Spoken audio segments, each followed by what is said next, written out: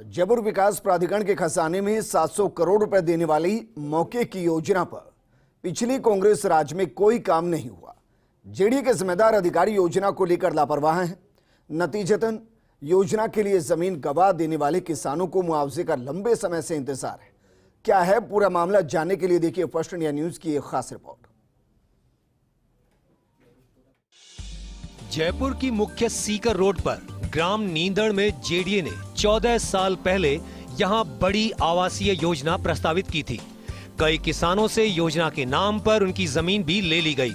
ना तो योजना पूरी तरह धरातल पर उतर पाई और ना ही किसानों को अपनी जमीन देने के बावजूद इतने सालों में अब तक मुआवजा मिल पाया। यह योजना इतनी बड़ी है और यहाँ के मौजूदा बाजार भाव की बात करें तो इस अकेली योजना से जेडीए को करीब 700 करोड़ रुपए का राजस्व मिल सकता है। 4 साल पहले किसानों के एक धड़े ने अधिक मुआवजे की मांग पर आंदोलन किया था। उसके बाद यह मामला ठंडे बस्ते में चला गया। आपको सबसे पहले योजना की जानकारी देते हैं। ये नींदड़ आवासीय योजना 327 हेक्टेयर में प्रस्तावित है। करीब 286 हेक्टेयर भूमि अवाप्ति के लिए पहली अधिसूचना 4 जनवरी 2010 को जारी की गई थी। शेष 41.45 हेक्टेयर भूमि जयपुर विकास प्राधिकरण की स्वयं की भूमि है। भूमि अवाप्ति का अवार्ड दिनांक 31 मई 2013 को जारी किया गया। 41.27 हेक्टेयर भूमि का नकद मुआवजा सिविल कोर्ट में जमा कराया जा चुका है। अवाप्ति के खिलाफ काश्तकारों की ओर से दायर याचिकाओं को हाई कोर्ट खारिज कर चुका है। सुप्रीम कोर्ट ने भी 4 सितंबर 2018 के अपने आदेश में अवाप्ति की प्रक्रिया को सही माना है। करीब 600 खातेदार जेडीए के पक्ष में अपनी 122 हेक्टेयर भूमि समर्पित कर चुके हैं। योजना से प्रभावित करीब 600 खातेदार अपनी खुद की जमीन जेडीए को दे चुके हैं। इनमें से कई खातेदार पिछले 8 से 10 साल से अपनी जमीन देने के बदले मुआवजे का इंतजार कर रहे हैं।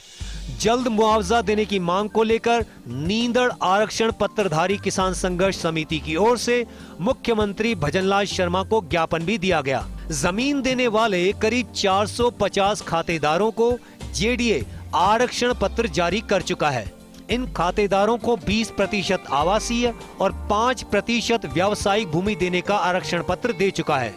27 नवंबर 2017 को जेडीए ने करीब 90 खातेदारों को भूखंड आवंटित किए थे। इन किसानों की मांग थी कि हम अपनी जमीन दे चुके हैं, हमारे पास रहने के लिए कोई जमीन नहीं बची है। ऐसे में मकान बनाने के लिए जेडीए ने लॉटरी के माध्यम से भूखंडों का आवंटन किया था, लेकिन पूरा 25% विकसित भूखंड का मुआवजा नहीं दिया गया था। करीब 150 खातेदार ऐसे हैं जिन्होंने वर्ष 2020 तक जेडीए को अपनी जमीन समर्पित कर दी थी, लेकिन जेडीए ने इन्हें 4 साल बीतने के बावजूद आरक्षण पत्र जारी नहीं किया है। इस तरह करीब 600 खातेदार या किसान योजना के लिए अपनी जमीन दे चुके हैं, लेकिन जेडीए ने इन्हें विकसित भूखंड का पूरा मुआवजा अब तक नहीं दिया है। जेडीए ने 1 जनवरी 2020 को यहां काम शुरू किया था, लेकिन किसानों के एक धड़े ने अधिक मुआवजे की मांग को लेकर आंदोलन शुरू कर दिया। बाद में इन किसानों की मांग को लेकर जेडीए और राज्य सरकार के स्तर पर बैठक भी हुई।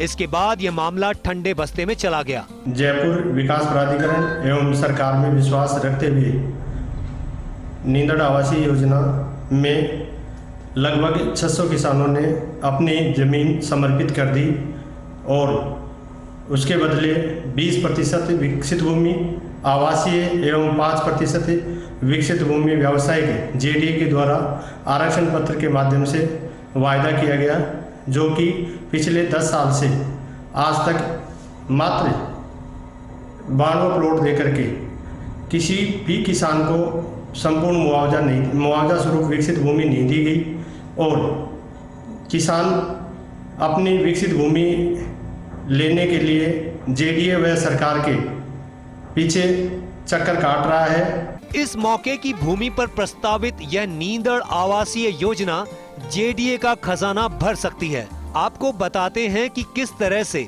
इस योजना के चलते जेडीए के खजाने में धन वर्षा हो सकती है। यह योजना 14 नंबर की पुलिया से मात्र 1.5 से 2 किलोमीटर पर है। योजना की भूमि सीकर रोड से बिल्कुल लगती हुई है। यहाँ आवासीय और व्यावसायिक बाजार भाव 40,000 से 1,00,000 रुपए प्रति वर्ग गज तक है। इस कुल योजना का 40% हिस्सा सुविधा क्षेत्र और सड़क के लिए प्रस्तावित है। 25% जमीन किसानों को बतौर मुआवजे दी जानी है। इस तरह जेडीए के खुद के पास 35% जमीन बचेगी।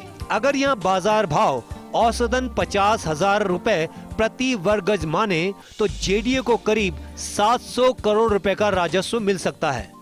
14 साल पहले लाई गई इस योजना को लेकर अगर सार्थक प्रयास किए होते तो इस योजना ने बहुत पहले ही मूर्त रूप ले लिया होता और जेडीए को भी अच्छा खासा राजस्व मिल जाता।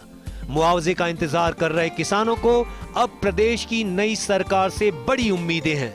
उन्हें उम्मीद है कि मौजूदा सरकार इस योजना को जरूर साकार करेगी। Abhishek Srivastava, first India news, Jaipur.